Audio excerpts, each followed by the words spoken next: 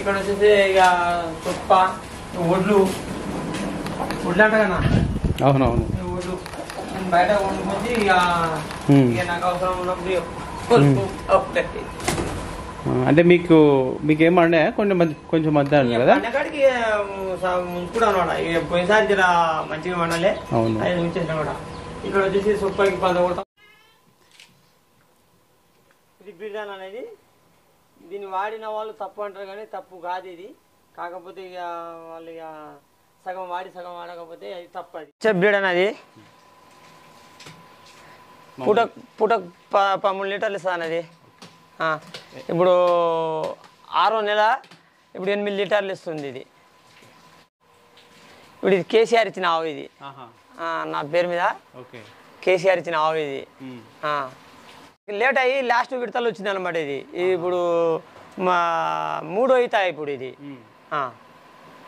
3వ ఈత అనమాట రన్నింగ్. ఇప్పుడు లోకల్లో కడతాల్లో ఉన్నాయి. ఇది 1,25,000 ఇది తరపు తులసి తరపు. ఇది జర ఇది 1,25,000 అనేది లోకల్లో ఉన్నది తరపు. 2 పళ్ళ తరపు అన్నమాట ఇది. ఇది వచ్చేసి 10 లీటర్లు అన్న.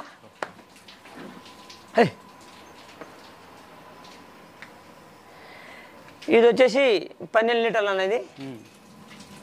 ఇది 2వ ఈత తరపు. ఇది ఇప్పుడు మళ్ళీ 3వ ఈతకు రెడీగా ఉందన్నమాట. ఇప్పుడు ఇది జరే ఇది నిన్న మన సుస్థైంది అనేది. బక్కగా అంటే ఇది చచ్చిపోయే స్టేజ్లో ఉండి బతికించిన అన్న. దీనికి ఈ రాయి చెట్లు తీసుకున్నాను నేను. రాయి చెట్టు ఇది అదే తాన 92,000కి తీసుకున్నా. ఇది ఇప్పుడు నా 5వ ఈత. ఇది ఇప్పుడు 2-3 రోజులు అయితే 5వ ఈత. ఇది పూటకు వచ్చేసి 10 లీటర్ 12 లీటర్ పాలు ఇస్తుంది. ఇది మనకు కొంచెం ఇది క్రాస్ అన్నమాట. ఇది అదే ఆ టైప్లో అయితే దీనికి 2,000 ఇంజక్షన్ ఇచ్చి బతికించిన ఖతం. ఇప్పుడు ఏ రోగం లేదు, నొప్పి లేదన్న దీనికి.